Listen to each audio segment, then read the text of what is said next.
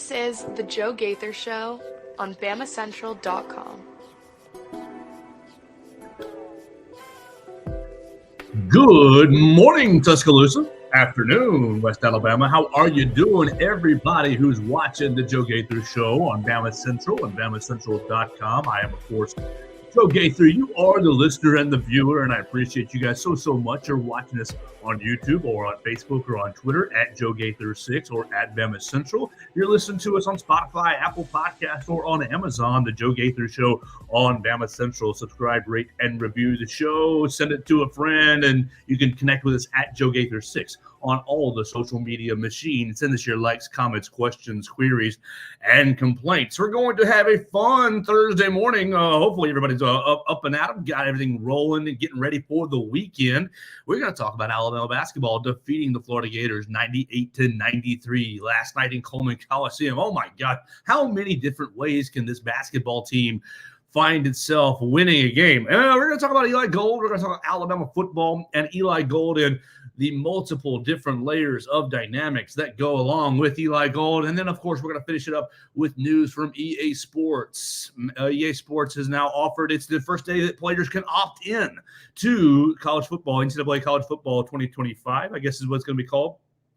And so we'll talk about whether the opt-in package is good or not, and if you're excited about EA Sports NCAA Football 2025. But we're going to do all of that with our friend from Mobile, Michael Brauner. Down there, you can listen to him at 105.5, the Sound of Mobile app, and you can follow him on the Twitter machine at Brauner WNSP.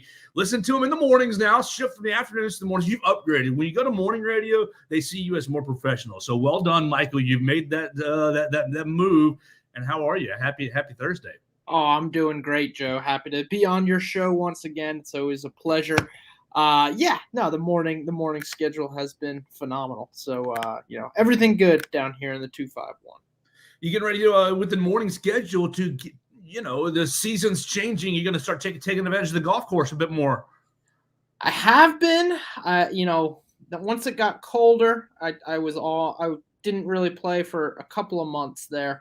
And I've started picking it up a little bit. The game's not where we want it to be, but It never is. It never is and never will be. So, that's the never ending, if one thing is good, something that was good previously goes out. So that, you'd probably know how that is better than anyone. Absolutely. That's the way it works, man. That's the way it works. Well, we're hanging out with Michael Brauner, and it is Thursday. We're 3 weeks away from spring football getting going, and really 6 or 7 weeks away from A-Day. So everything's coming. Really, the calendar is just moving. Michael, why don't we start with last night though, and not football? Let's start with basketball, because last night was absolutely crazy. Alabama basketball makes 6 3-pointers in the night, 25%. Now, if you'd have told me from last Saturday, you beat Texas A&M 100-75, and you hit over 40% from the three, but you get your ass out rebounded by double digits. All right, if you had told me Alabama moves from that game and goes and wins the rebounding battle against Florida, but extremely the 3-point percentage, the 3-point make percentage falls significantly. It's the lowest 3-point make percentage in Coleman Coliseum this season, but the Tide's still able to win against a team who had won 7 out of their last 8. What did you just make from last night? How do you beat this team? Yeah, if you reversed the rebounding total and then still told me that they shot 11% from 3 in the first half and 25 for the game, I would have said at that point they lost the rebounding battle, and were still able to find a way to win. They won the rebounding battle by about 10, but Florida was killing them on the glass in the first half, and it's like you said, it's hard to beat this team. It's hard to have a complete. You need to have a complete game.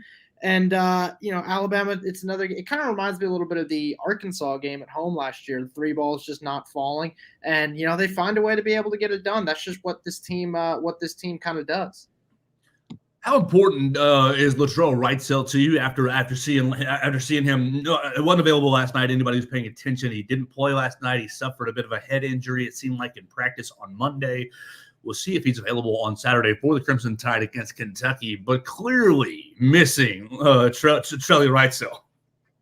Yeah, no doubt about it. Well, he's the best on-ball defender on the team. So that's probably the aspect he was most missed in. But, he's kind of come along as a shooter. It was kind of a wild quote this week. Nate Oates said something along the lines of, basically he's the best shooter he's ever coached, which, I don't know if that's accurate by any means, but I'll take Nate's word for it better than mine. I mean, in terms of just a pure stroke, he's phenomenal. It sounded like they were holding him out just as a precaution. So hopefully he's available to go on Saturday. I think he's a guy that, when Sears isn't making threes, and really no one besides Sam Walters was making threes last night. I think Walters was 4 of 7. I think Grant Nelson didn't make one. So Grant made one and Sears made one. So you had Sears made the big one with like 5 minutes left. Grant had one, Sears had one, Ryland had 2, and Sam had 4. Ryland had the 3, I believe, on the 4 offensive rebound play. Yeah. So, if there's a play that epitomizes blue collar basketball, it was that. And I think that was in the first. I think that was 1 of 2 makes in the first half. So, yeah, definitely. When you get to March, you're gonna have to win when your best thing isn't working, and that's kind of exactly what they did last night. They still kind of got exposed on defense again, kind of like how everyone has been doing, but. They scored 98 points on a day where they shot 25% from 3. Obviously, having an overtime helps that. But it's going to be hard to put this team out in March. I kind of feel the same way about them now as I have all season. I could see this team making a wacky run, which I'm starting to believe a little bit more at this point. And I'm not going to be shocked if they lose in the first weekend. So, we all want it. We'll see what happens. Well, if you read our friend Blake Byler over the last week, he did a bit of a deep dive on the analytics of Alabama basketball and how this team compares to the last 25 years of Ken Palm's information, and it really compares very favorably to 2015 Notre Dame. If I encourage everybody to check out BamaCentral.com and Blake Byler's kind of analytical approach to that. Alabama, one of the top offenses in the last 25 years, 127 points per game, number one, 127 points per 100 possessions. Excuse me, it's not points per game, it's points per possession, 1.27. What in the world? Nate Oates, you lose 3 assistants, you lose Brandon Miller, top 3 draft pick, you lose Noah Clowney, and then you just go out into the transfer portal and you get your island of misfit toys, bunch of nobody wanted you, Aaron Estrada at Hofstra, and I guess we'll take you, Grant Nelson and Charlie Wrightsell coming out for like these guys are not. None of these guys were really superstar players in college basketball last year. Maybe you could argue that Grant was at North Dakota State for his own level, but. Estrada put up big numbers as well, but yeah, at Hofstra. But to the chemistry, to get it all, not only to say, hey, Aaron Estrada, we want you and we're going to use you and we're going to accentuate your skill sets, but the chemistry. I mean, when you add one new piece, you add one new ingredient to your recipe, it changes things. But you're going to add 10? Is that what it was? You had 3 returning players, so 9. You added 9 pieces, really, 9 new ingredients, and the recipe obviously is still not done yet. The season is still not done yet, but it's smelling pretty good in the kitchen. Like, goodness gracious, Nate Oates, we need to get you on Food Network or something. He has just been incredible, and you see Ohio State make a little bit of a hire. You're kind of worried about Louisville. Are you concerned about holding on to Nate Oates in the future? That's kind of the big picture. I'll get concerned a little bit when Tom Izzo finally hangs it up, but in terms of Louisville and Ohio State, or Louisville and Ohio State, not really at all. First of all, you mentioned Blake Byler, by the way. He does just a phenomenal job on Twitter in terms of providing radio people some fodder with stats and home records and all that. He's been absolutely killing it this year. So big thanks to Blake. But all that being said, so Nate Oates, no. In terms of Louisville, Ohio State, I'm really not concerned at all. I think Greg Byrne's going to continue to compensate him fairly. He should be getting a raise basically this is the best. It's not the best team he's had. I think that undoubtedly would be last year, but it's without a doubt the best coaching job he had. Last year we still put last year's team on the floor and put this year's team on the floor. Obviously, you get duplicates of Mark Sears and Ryan Griffin, and we're just going to pretend that this is, hypothetical computer programs. Does this year's team? I don't know. I think they might beat them. The Bediako factor is the huge bonus for last year's team. You get the rim protection. If you played that game 10 times, it might be 5-5 or 6-4, something like that. It's not as big of a gap as we certainly thought it was early in the season. And of course, it's time to move on from this talking point, but it's so easy to think every game. Imagine if this team had Charles Bediako. And I do genuinely feel bad for him. Like, obviously he got some bad advice and it's not working out for him at the next level. But, another year, I think certainly no one's going to argue would have helped in both his stock and, his career at the next level. It's a tough situation for Bediako. I'm going to still say last year's team was certainly better. Maybe if Rylan Griffin doesn't foul down 2 or 3 with 45 seconds left against San Diego State, maybe we have a different talking point about this team. Because I think had it not been San Diego State, Alabama wasn't going to beat UConn last year. I don't think they were going to win a national championship, but at least we could have said we've made it further than Auburn at that point. Don't you think this year's team? I mean, obviously the rebounding and interior defense is a bit of an issue. But don't you, when you think about long-term runs in March, and most casual fans aren't even watching college basketball quite yet. They're waiting until that first weekend. Don't you think this year's team, given the deficiencies, and you just hit it on Bediako, but aren't they more capable, more equipped to make a deep run? I mean, that 2015 Notre Dame team that they're being compared to made it to the Elite Eight. If you go to the Elite Eight, you win the SEC regular season. This is Nate's best team, Michael. I mean, this team's equipped to do that, and this is his best team. I think they are. I mean, it's semantics at this point. I think they are equipped to do more than Nate Oates has done at Alabama, but I mean, last year's team was equipped. Last year's team was up by 9 against San Diego State in the Sweet 16 and didn't close it out, and things didn't work out at the end of the game. Brandon Miller just chose the worst time of the season to play his worst game in an Alabama uniform. So, yeah, I mean, I don't think that even if this team went to the Final Four, I think I would still say last year's team was more talented, but, results are more important than talent, so it is what it is there.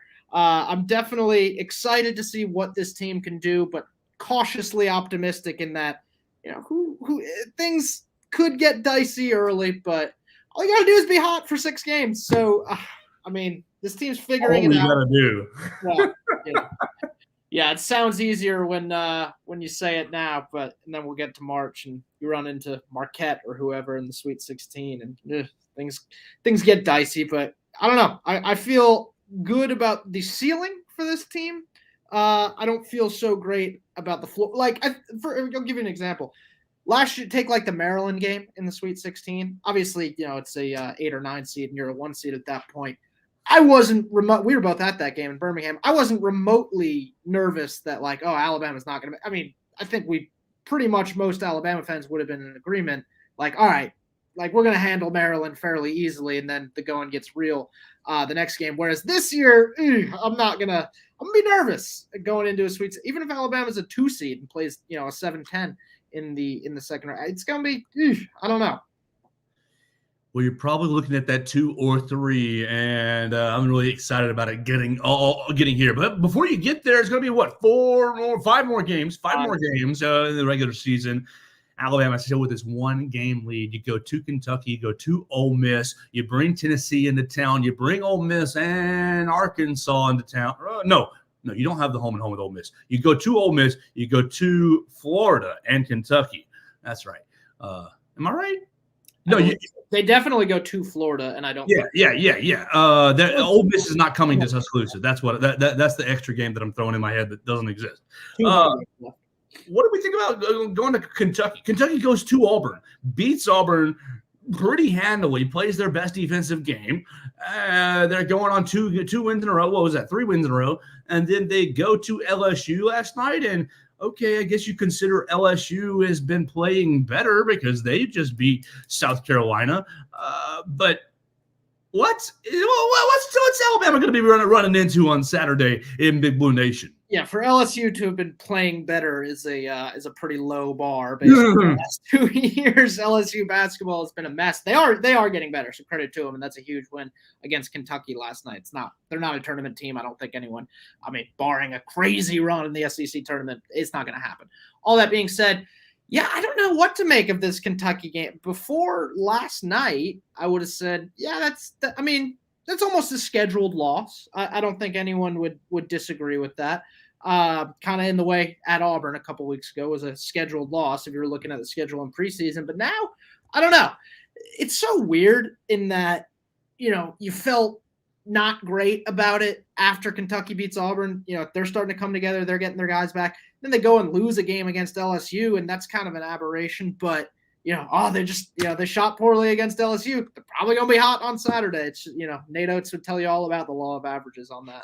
ESPN's analytics already giving Alabama a 62% chance to win the game on Saturday. I'll just tell you where I sit from here. I don't feel good about that, especially with Kentucky and their recent results. I think they're probably going to have a really good performance on Saturday at home. Alabama, you go 4-1 over these last 4 or 5 games. You've won the SEC regular season for the third out of 5 years. Just absolutely wild to put Alabama basketball. You fire Avery Johnson. No, excuse me. Anthony Grant, Avery Johnson. Because I always get Anthony and Avery mixed up. You fire Avery Johnson, and 5 years later, you've won you've won 3 SEC championships. You've gone to what'll be 3 NCAA tournaments in a row because of COVID. You didn't have COVID. Just crazy to put Alabama basketball on this pedestal or in this realm. You've got Darian Reed and Aiden Sherrill. You got a top 10 class again coming into town.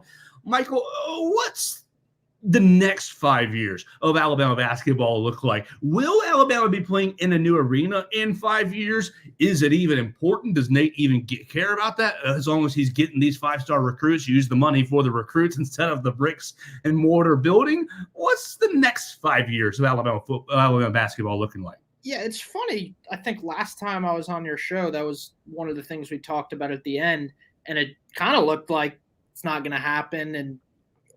But at this point, does it really matter? It's like you said, 27-1 over the last 2 years at Coleman Coliseum. Obviously, the Clemson loss this year stings, because it could just as easily be 28-0. I think 4-1 is a tall ask over the next 5, but we'll see what happens.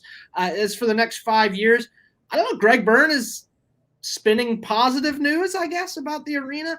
I don't know. I'm kind of starting to develop like a fondness for Coleman Coliseum. You saw the ticket prices when Alabama went to Auburn this year. I mean, people like you and I were certainly priced out of even attempting to go to that one, and I think you'd probably see maybe not quite that, but similar in terms of just high demand, less supply, and the team. I think the team's going to continue to be good. So I am not going to be upset as I was a year ago if the arena didn't happen 5 years from now. Would I be for it? Yeah, sure. But, Alabama doesn't really lose games at Coleman Coliseum. It seems like, and we talked about this too, the crowd sizes. I mean, this was kind of right before SEC play started, I think, when it was kind of like the crowds are not good. It always is in non-conference. That's what drives me bleeping nuts. November and December, it's like, who wants to be in Coleman Coliseum? It's like, you got a good basketball team right here. Yeah. And I think the crowds during the SEC schedule have been as good or even better than they were last year. Certainly comparable at the very least. So I think that idea that, Alabama can't create a home court advantage in Coleman Coliseum, it's clearly dispelled. They don't lose games in Coleman Coliseum, and it gets really loud. It's not even real. I know you were there last night. I'm sure your ears are still ringing there. It sounded loud on TV. Tickets were $5 last night. In hindsight, I'm regretting not driving up, but that's not something you'd ever see in a new arena. $5 tickets for an SEC game on a Wednesday night. You wouldn't see that again. So, yeah, I mean, I'm not going to be upset if the arena doesn't get built. I think Nate Oates is going to continue to recruit well, going to continue to win games, and we'll see what happens with that. But at this point, I'd say I'm neutral on the arena. I still hate the corner student section. I think everyone feels the same way about it. I can't remember what game it was that they allowed students to kind of wrap around. And there was a Missouri or a South Carolina home game early in the first. South Carolina. Yeah, where you had a bad weather night and basically it was students and nobody else. So they left the doors open the whole time. And honestly, Michael, I know I'm not a fire marshal and I know I'll never be a fire marshal. And like, I don't understand the capacity. Leave those dadgum doors. If the student, like, I get the, you got what, 2,200 seats for the students and they're all in that section. But leave the dadgum doors open. If a student sneaks in and sits in Billy Booster's seat and Billy Booster happens to show up late, and okay, the student moves and Billy Booster gets his seat. But like the restriction, the arena talk is fun. But I've kind of gotten over the arena talk because I don't know that you get a brand new arena. Is that going to change? Is that going to energize the average Alabama basketball fan? Not that you and me, like I'm watching every game because I really enjoy this program. I have for my whole life. But like, will it energize the average? Will it get your butt into I guess hypothetical new arena X against Eastern Kentucky on December 16th, where they're playing Eastern, or who else did they play this year that was terrible? You played Arkansas State. Brian Hodgson, former assistant coach, comes into town and there's no one there. And it's like, okay, if you're not going to come for the competition, come to say thanks, Brian Hodgson, for your last 3-4 years of service to the university. But they don't even do that. They don't even do that. And so will a new arena get people in November? Because you've got the January crowd. You've got the February crowd. And you've got the crowd when number 1 Houston comes to town last year and top 5 Baylor. When you get these big teams, shit, Clemson, they weren't ranked. And no one was in town. It was the Wednesday night, Tuesday night ACC SEC challenge. You're on national TV and no one comes. Is it about the arena? Is it about we just don't like basketball that much in Alabama? Or is it about, you get the TV time, 6 o'clock TV time is tough for the Birmingham crowd because we get off work at 5 and can't get there. Like, give me a bleep and break. The arena is fun. The new arena is fun talk, but I don't think it's the fix to let's take this, passion for this program from level 6 to level 8, 9, 10. I don't think the arena is the key to that. I think there's got to be something else to get the average West Alabamian, the average to say, you know what? It's Tuesday. I don't have anything to do tonight. I'm going to flip the basketball game on. I'm going to watch it from start to finish. I'm not just going to scroll on Twitter and watch 2 seconds of highlights and think, dang, Alabama basketball can't shoot their threes tonight. Like, watch the damn game on Wednesday night and go through the roller coaster of emotions, of fun, of, oh my gosh, you're going to win. Oh my gosh, you're going to lose. Oh my gosh, this team's so good. Oh my gosh, this team's so bad. And holy smokes, at the end of the 3 hours, we're all having fun and smiling. Is it as simple as building a new arena, or is there something else to take that support from level 6 to level 8, 9, 10? Yeah, I think last night was the perfect example of that roller coaster that you kind of just brought up. I know I said when it got to a 9-point game with 5 minutes left, I think I may have audibly said the words, "This game is over," and then Alabama just goes on a 7-0 run. So yeah, the roller coaster of a basketball game is reality. As for I think the arena would solve that issue maybe for a year or two when there's excitement, about, there's a new arena. Like, who cares who they're playing? Let's go watch. But yeah, long term, probably not. I mean, let's face reality here. Alabama is always going to be a football first school. And I think it's hard for nothing wrong with that at all. I think it's hard for a student to put themselves in the mindset. And this is just your regular everyday student, like not your super fanatic sport fan of every sport. I think it's hard for them to put themselves in the mindset of basketball mode when they're still like, I think about the fact that Alabama made the playoff and there was that month off. Like, no one's thinking, the common person is not really thinking about basketball. It's just reality. And it's probably always going to be a reality at Alabama. I wish that wasn't the case, but I talked to friends of mine that are still there, and I asked him, "Are you going to the game tonight?" This is before conference play started. He said, "No, why would I go? It's basically, a buy." So, yeah, I think that a new arena long-term probably doesn't solve that issue. The biggest reason I'm for the new arena is that I would and it's not like Coleman doesn't have a home court advantage. We've made that clear, and the record makes that clear. But the students wrapping around the court, man, it's hard to go to Auburn, lose by 18 when it's probably, ear-deafening loud, and the players or the fans legitimately affect the game, wrapping around the court in a Duke-style thing, and say, like, yeah, we don't really need that. Like, Coleman's fine. Like, Coleman is fine. Coleman is fine, and the home court advantage is fine. But it's hard not to be intrigued at the possibility of it being better in turn. And I know the logistics are difficult. I would be for keeping Coleman and completely overhauling the way they do the student section, and maybe making renovations to Coleman, adding in bleachers on that lower level. And, as for Billy Booster, you just got to figure it out.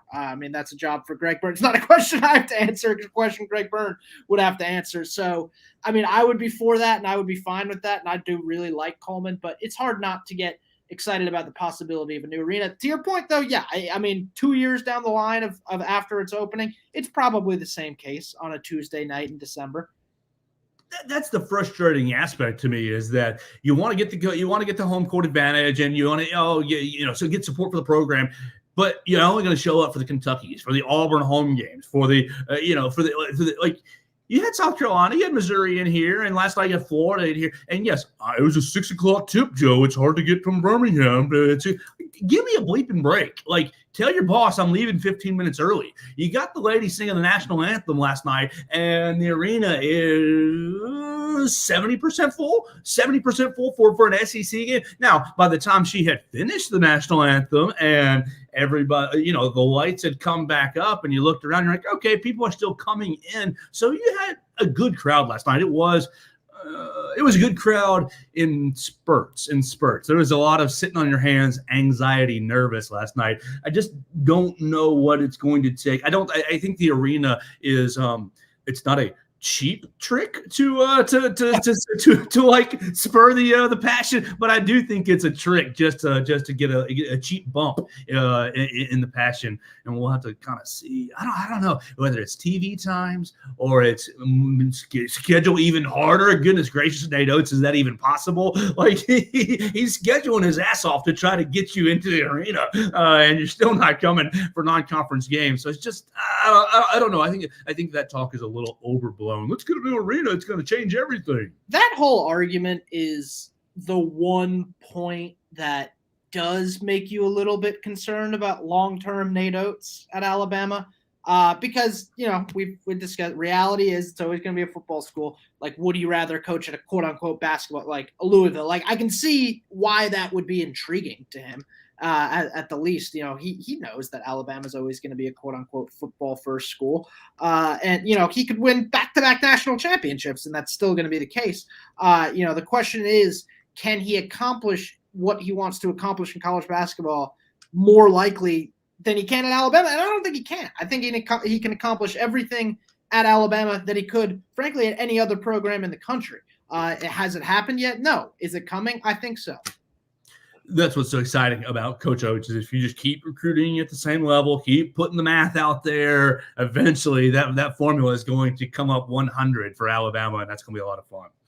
You want to talk about football? We've talked a lot of basketball. You want to talk a little football? Sure. Oh, my gosh.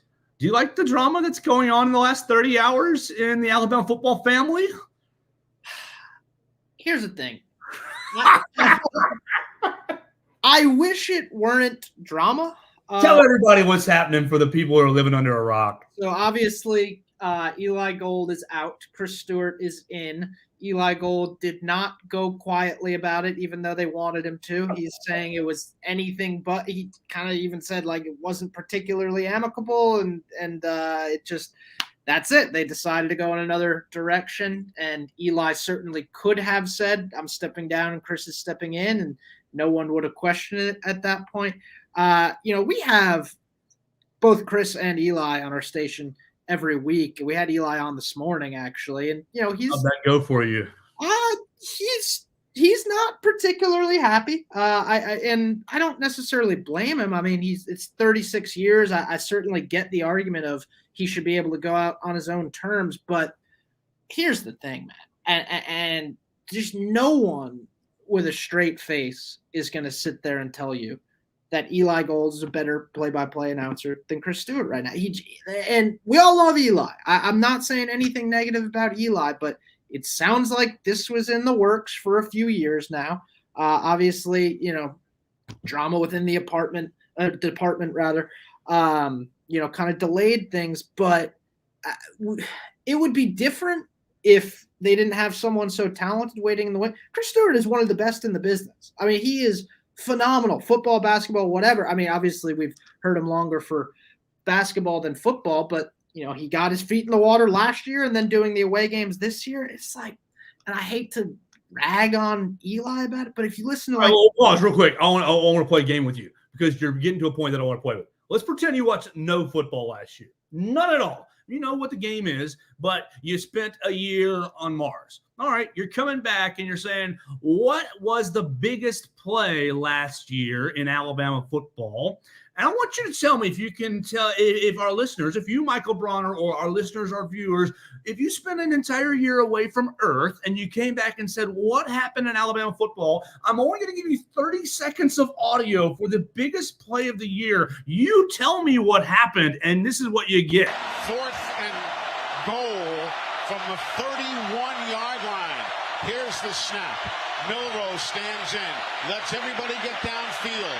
Still standing. He throws into the end zone. He caught it. It's caught. It's caught by Isaiah Bond. Caught by Isaiah Bond in the corner of the end zone. Touchdown, Alabama. The Crimson Tide with 32 seconds to go in the ball game. What happened right there? Who was on the field for Alabama? Was it what kind of formation was it for the Crimson Tide? How did Auburn line up? Was Auburn rushing anyone? Was Auburn rushing any players? Were they double teaming any receiver? You don't know what happened, Coach. I mean, Eli, you've got a mixture on the Alabama fan base of old school fans who I just love Eli Gold. And then you've got the fans who actually want to know what's actually happening in the game because I might be driving down Highway 82 and I can't watch the game today. Or I might be, working in the backyard with the wife and kids. I can't watch the game today. I want to know time and score, formation. I want to know tendencies. I want to that call sounded like he's on cough medicine. What's the nicest way to say it? It sounded subdued. It didn't sound genuine. It sounded forced. It sounded, I need to be excited about this, but I'm not. 4th and 31. Alabama win. I guess the dadgum Iron Bowl. Life on the line, Alabama. The season on the line. 4th and 31. You should be falling out of your dadgum chair. The booth you should be throwing things in your booth. But no, he's sitting there and is he a legend? Yes, you're a legend. You're absolutely a legend. And every time I've ever talked to him, he's always been absolutely kind to me. But there's a time for everything. Yeah. The part that stings the most on the 4th and 31 is you just know Chris Stewart would have had this epic, classic. And I'm for Stewart's sake, I'm happy he was able to do the SEC championship in the Rose Bowl. Obviously, there wasn't that one icon. The SEC championship was phenomenal. We were both there, but there wasn't that one ridiculous play where all was lost and then it wasn't, snatching victory from the jaws of defeat. And so that makes it sting a little more with specifically the 4th and 31 call. But yeah, it wasn't good. I mean, there's no other really way to say that. And, I maybe that's even sugarcoating it a little bit. It's unfortunate. It is reality. And someone just said Eli never goes over the top. I want my play-by-play announcer to go over the top with a play, not all the time, because then, it gets watered down a little bit. I'll give you an over-the-top Eli Gold call that stays in my head all the time. Please. Right after the 2009 National Championship win, you've won in the Rose Bowl. Eli Gold comes out. The Roses in this grand old stadium are once again crimson red. That was exciting. It was the first time in 17 years. That was excitement. That was his history. I can't think of you got Devontae Smith down this, like, you get the 2nd and 26 a little, I guess it's an okay call. It's an okay call. I listened to that this morning. Like, you just get so much more meat with Chris Stewart as far as who's on the field, what's been happening. And it's the same in basketball, where the guys are, what the time and score is, how many timeouts each team has, like the basics of football. Like, you're a radio man, Eli. You know this. No one's watching. We need you to tell your information. And so it becomes, Michael, where do you balance you're a legend? Absolutely. You've been doing it since 1988, right? Oh, versus maybe you've kind of fallen off your game. I heard him yesterday on one of his dude, he was doing the media tour yesterday, telling his side of the story. And I guess still this morning, he was basically saying, yeah, the university did imply that there was performance-based reasoning for to make this decision. And like, look, you're not going to shove. I don't know. It just seems like the right place at the right time. And Eli, you got to have a little bit of awareness about yourself to say, you know what? I've been doing this since 1980, well, longer than I had been alive. So 12 years before I was alive. Yeah. Respect to you for that. But there's just a time and a place for everything. I think you're at the right time and at the right place for this transition. It's just unfortunate to me the way that Eli's maybe received it. You can be upset. Absolutely. You absolutely have a right to be angry, upset, unhappy. Absolutely. Feelings are valid. But don't urinate on the last 35 years of great work and a great relationship. I heard him yesterday talking about the university offered him a ticket package and parking packages and different perks and amenities, and he turned it all down. I wonder, Michael, and it sounded like he turned it all down in a bit of emotion. I wonder if 6 months from now, a year from now, if he will regret the way that he's gone about these last 40 hours. Yeah, parking pass might be the biggest benefit in that whole thing. Getting free parking in Tuscaloosa for the game. Yeah, you asked where they find that balance between those two factors, and I guess yesterday you saw where they find that balance. I wish it wasn't the case. I don't know. It's hard to blame Eli, but again, like he had to hear. I'm sure he listened to Chris Stewart, and he actually hasn't really mentioned Chris Stewart that I've heard during his farewell tour. I don't know that they have I think they're very professional with one another. Yeah, but I'm not sure that they're close per se. Yeah, no, I think that is probably accurate. Since 1988, it's like he could have just kind of said, like, all right, I thank the university for 36 years, and I'm going to hang it up now and go do other things. He could have stayed working. He says he's going to stay working, and that's great. You still can't work as long as you want to. But it's just this insinuation, this breakup. Oh, Michael, how do you balance the little old ladies who are listening to Eli Gold because it's Eli Gold and it's Alabama football versus the maybe X's and O heads who want to know everything about, like, your play-by-play guy? It's a hard balance. I mean, we're being critical right now, but it is a very difficult job to balance about both telling what's going on and being entertaining and incorporating history and making a job in this field. No doubt about it. And so it's very challenging. But Michael, I'm seeing a lot of reaction social media wise. I'm never going to listen to Crimson Tide Sports Radio again. That Eli's gone. Oh, somebody, who can I email at Alabama to get mad? You're seeing petitions get signed. I mean, and it's natural emotion right after a decision. But again, if you were an administrative role, are you more interested in your play-by-play, your radio guy, making everyone feel good, on getting everybody to turn it on and making you feel Alabama football? Roll Tide. It just sounds like sweet honey. It just sounds like sweet tea. Or are you more interested in having your play-by-play guy say, or your radio broadcast say, you know what, Nick Saban on the 50-yard line talking to Lane Kiffin, they're shaking hands, they're walking away, and Lane Kiffin's laughing, and Nick Saban shaking his head, like giving you the X's and O's. This is what's actually happening. Yeah, clearly, they lean the second one. And, it's not that Eli wasn't great for 30 years. He was. I mean, but I don't think there's no one with a straight face, like I said, can tell you that he hasn't lost a step in the last couple of, clearly he has. And it's reality. I mean, the man's 70 years old. He was sick. He's lost a step. It's not disingenuous or disrespectful to say it. And, maybe some people don't want to hear that, but it is what it is. And maybe if they didn't have someone like Chris Stewart waiting in the wings, maybe he gets the farewell tour or whatever you want to call it. I mean, he had said, I think it was Tony Sakalas who tweeted this. He said something along the lines of he thought he was going to call games for another decade. Another decade? I mean, another decade? That's insane at that point. They offered him to do a day as kind of a farewell. And do you not just – it sounds like the university offered him every extension that they could have offered him as we want to move in a different direction, but we want to treat you with respect as the best we can. You want this ticket package. You want to do a day. You want to be honored in this way and that way. And it sounds like Eli was just like, nope, you have stepped on my toes, and I am upset now. It's funny, at least I can only speak for our show and the comments in our app this morning.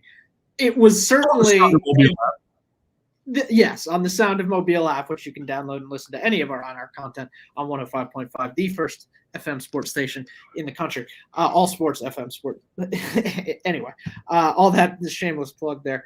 What was funny? The people who were most upset about it and calling the university classless and saying, how do you justify something like this? They were all Auburn fans. They were all Auburn fans. Auburn, so they're just going to take any opportunity to, jump on Big Brother and say how could Alabama do something like this? And, the Wagee elbow is also a big discussion as of suspended for one game, Mohamed Wagee. So they were fired up about it this morning. The same regular commenters who Let me ask you though about that loyalty factor, because I'm seeing that a lot. UA's should be loyal to you. He worked here for 30 something years. UA's being loyal. They're being loyal to a good product. I mean, that's where their loyalties lie. And frankly, the product the last couple of years has not been good. And it's unfortunate, but things come to an end. And they make way for better things. And that's all this is. I think the dramatics are a bit much, frankly. It's unfortunate to see the infighting in the Alabama football family. I guess maybe infighting is a little too strong, but just upsetness, discord in the Alabama football family. This would never happen at Auburn. It's different down there. They're a family. Well, I mean, unfortunately, they didn't get to experience. Oh, they had a different transition with their regular guys. They had a tragedy there. But, Andy Bertram does a good job. But 20 years from now, it'll be time to get rid of Andy Bertram. That's the way it goes. Ask Eli Gold. Were you going to let Nick Saban go all the way until he went 7-6, 2 or 3 years in a row? Yeah. And I don't think it was quite 7-6 radio. But it wasn't 12-0 radio. It wasn't 11-1 radio. It was a lot closer to 8-4, 7-5 radio. In that range. And Alabama football fans, and really the brand as a whole, I think deserves Chris Stewart, deserves really what Chris has brought to the table from a radio perspective. I do wonder if Chris Stewart, and I actually have no knowledge of this situation. This is purely speculative. I do wonder if Chris Stewart had kind of been saying internally, listen, I'm gonna go elsewhere if you let him Eli go for as long as he wants, which apparently was another decade. I'm gonna just have to go. And at that, I wouldn't blame him. I mean, he's so talented that how could you blame him? But nobody loves Alabama more than Chris Stewart. I mean, he wanted this job and deserved this job more than anyone. So, I wish it wasn't going down that way, but it is. This will blow over by the time it's going to be this big topic. So once the dust settles on this, I think people will, for the most part, at least realize that it was time. Absolutely. Well, the last comment that I have on this is what they should have done last year when they were bringing Eli Gold back. and they were doing those close scrimmages, and they had a couple close scrimmages that were basically like practice. They should have somehow, some way set up an NIL link to where Joe Gaither and Michael Brauner can pay your $10 to listen to Eli Gold call the fall scrimmage before you. And like, you know how many people would have fallen all over themselves to hear that broadcast. But you know, it was during the time of the quarterback battle and kind of who's going to be the quarterback and how's Tommy Rees coming along with the offense. But I'm sure that if that idea was even explored, Nick Saban said, we ain't putting any of this out here. Yeah, I think he would be the last person to allow somebody. What is interesting, though, is, you know, obviously the Eli factor is not a thing. I think Kalen DeBoer, I think there's going to be a lot more access, quote unquote, to the program where, you know, to which if he were the coach, maybe something like that would have been possible. I don't think it's going to be as shrouded in secrecy, which, you know, for people like us is certainly, and really the common fan is certainly a good thing. I think people are excited about that. Absolutely. Spring practice, we're not going to be in front of the coach saying, tell me about this player we didn't see today and that player we didn't see today and this position group. It made it so hard. I mean, and Coach Saban had his reasons for it, but it made it very challenging to ask good questions when you didn't see anything at all in spring practice. I think it's going to be very different with Kalen DeBoer. Yeah, when we were back at Tide 109, I got sent to one of those open practices. You know, it's 10 minutes, and, you know, they purposely by design put the quarterbacks literally on the opposite end of the field. So I was using, you know, whatever camcorder we had at the station, and, you know, that was probably the shakiest footage ever because it was zoomed in from 150 yards away. So hopefully that's something like that. We can see some change on that front. Let's talk about one more thing that we are experiencing changing in college athletics as news breaking today. EA Sports. EA Sports has now opened the door for all the college athletes who want to opt in to NCAA football 2025. I guess it's coming in June, July, somewhere around there to get you ready for the new season. Obviously, all the video gamers are really excited. Michael, I haven't turned my PlayStation on in probably a year and a half or so. Maybe not that long, maybe just a year. But I might be purchasing NCAA 2025, especially if they end up with our friend Nick Saban on the cover, as they should, for at least an edition of the game. But you're seeing, golly, I don't want to say it's one side of the political spectrum or not, but it seems like one side of the political spectrum saying $600, that's not enough to be in the video game. $600, that's terrible value. And you say... Yeah, it went up from 500, didn't it? If I'm not mistaken. So yeah, they came up an extra $100. I've actually been playing the old NCAA 14 on the 360 a little bit. As for whether the new game is going to require a new console or not, I won't be purchasing a new console, so I might be, you know, as they say, SOL on on the new video game. But all that being said, yeah, I can kind of see both sides of this one, I guess, because in theory, you know, the player's name, if it's a star player, is worth more than $600. I get it, but like, how do you balance that? Like, all right, Caleb Williams, you get $1 million. Meanwhile, Ty Simpson, you get 600. It just doesn't work.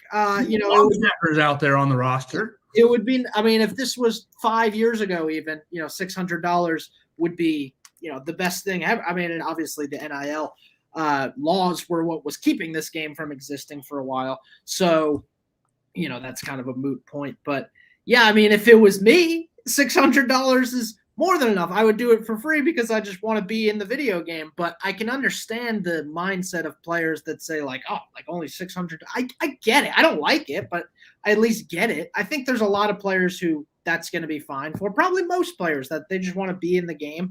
I mean, I don't think the narrative is coming from the players. I think most of the players are exactly like you're saying. Get me in the game, and I just want to play with myself and my buddies. I want to just see, you know, these kinds of things.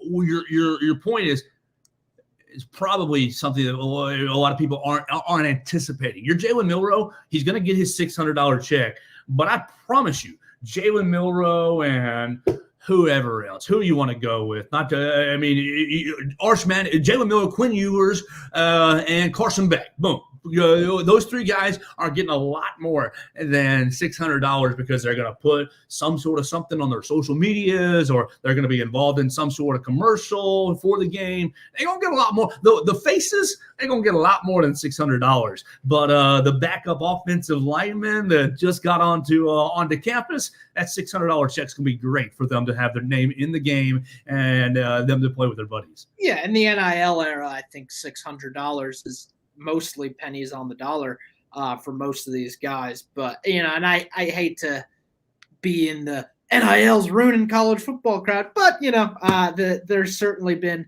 a shift in mindset over the last couple of years in terms of priorities and all that, keeping it very general. But, it's obvious the effect that NIL has had on college football. Take Isaiah Bond and his Lamborghini. Are you going old school conservative on me? NIL is bad? I don't think NIL is bad. I mean, I think NIL as a principle should exist and should have always existed. So I think there's almost no one who argues that at this point, but I don't think anyone else would argue that it's not a mess and it's not being used the way it was intended to be used. I mean, there need to be guidelines put on it. Obviously, used exactly the way it was intended to be used. Well, I guess it depends on who you ask there, but yes. Ask Texas A&M. This is exactly what they wanted. In an ideal world, in my mind, at least, there would be a revenue share and players would just get paid. Take the SEC TV contract is $700 million. If you took $30 million of that, each player would get $50,000 a year or whatever the number is. I mean, there needs to be, let's cut the nonsense and just make the players employees. This is getting into. Then you bite into the university model, my man. Yeah, well, again, this whole conversation is. I mean, we could go another hour on this exact topic because the NIL, the college athlete space. And are they employees? What are they worth? This, that, and the other. Who's paying them, whether it be the TV contracts or whether it be outside entities? This is in my uneducated opinion, has been the biggest problem with college as a whole. Like when my parents were in college, went to the University of Georgia, they were paying like $500 a semester. It's a whole lot more now because I can just go to the government and get myself a lot. Like no one's paying for it. Colleges are just jacking up the price. We're not paying for these athletes. No, we're going to take the money from the TV. We're going to take the money from the TV guys, and we'll let Piggly Wiggly pay for these guys, and we'll let Don's Auto Shop pay for those guys. But we ain't it's all the higher education scam. It's just a multiple level scam and scam may not be the right word. I'm sorry, but a multiple level scheme to. That's not much better. That's not something I push back on at all. Obviously, I think most people are aware of that. But at this point in 2024, to call these athletes amateur, like amateurism is dead. I think everyone knows that. So, my thoughts would be to just kind of cut the nonsense and just make the players employees, and it would be a lot easier that way. But we're in an era of transition. I think everyone knows that. And we'll see what product comes out on the other side a few years from now. Michael Brauner, everybody. Follow him at Brauner WNSP. Listen to him every single day, 105.5 in Mobile, on the Sound of Mobile app. What y'all been doing in Mobile? Have y'all recovered from the Senior Bowl? Just about. Obviously, it's probably the most hectic week of the year. We're in that weird period, and now it's obvious. And it would have been different a few years ago without both basketball teams in the state, frankly, competing for an SEC championship and going to be high seeds in the tournament. But you know how it is. It's that weird post-football season lull where everyone wants to talk about spring football. I want to talk about spring football. I'm excited for it to come along. But obviously, the way the basketball team has been over the last few years has presented a nice tide you over period, no pun intended, to get you to that football season and to the summer. But, we're excited about it.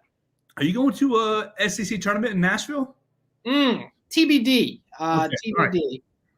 We'll circle back on that. All our listeners will wait with bated breath as they want to hear if Michael Brauner makes it to Mobile. Michael, have a great rest of your day, man. We knocked this out early on my timeline, so I appreciate it. Hope you have a great day. Anything else you want to? We need to talk about? Anything we haven't caught up on? Well, we're there's not a whole lot of football to discuss at the moment. Football. Well, do you miss me? Of course. All right. Just making sure there's nothing on our radar that we need to chat about. No, you're doing a phenomenal job. I listen to your show pretty often. And I'm always happy to come on and all right. Literally anytime. Well, Michael, you're the man. I appreciate your time. I hope you have a great rest of your day. Make sure you go follow Michael Brauner at Brauner WNSP. And please, when you're not listening to the Joe Gaither Show on BamaCentral, you're downloading the Sound of Mobile Sports app, and you're listening to those guys down there. They're going to get you all kinds of Ryan Williams information between now and May 28th when he enrolls. And we're going to stay all up on the basketball, baseball, spring football, and we'll see if Michael makes it to Nashville. We'll catch up hopefully around that time, SEC tournament time. Thanks, man. Appreciate it, Joe. Yes, sir. It's Michael Brauner joining us today, and we had a great day. It was a blast. We appreciate Hunter Johnson joining us yesterday on the program, talking about Alabama basketball and football, a little bit of baseball there. We talked a lot with Michael about Eli Gold, about Alabama basketball's big win, 98-93 over the Florida Gators in overtime, and a little bit about EA Sports, $600 to get into the game. I'm taking it. I'm signing up if I'm an Alabama football player, whether I'm a Jalen Milroe type or a backup left-end long snapper type. I'm absolutely hopping in that game. $600 is absolutely A-okay for me as a college athlete. All right, so we appreciate everybody's time watching the program each and every day, listening to it each and every day. You've watched it on YouTube, on Facebook, and on Twitter, at Joe Gaither 6 on all the social media machines, and at BamaCentral on the YouTube channel. You listen to it on Spotify, Apple Podcasts, and on Amazon. You subscribe, rate, and review the show with 5 stars and told a friend, and you're ready for tomorrow's episode. Tomorrow we'll talk about Alabama and Kentucky. We'll hit some recruiting news. There's been a couple of little tidbits on recruiting, and we'll see. Look, the news cycle never stops. We'll see where it goes tomorrow right here on the Joe Gaither Show on BamaCentral and BamaCentral.com.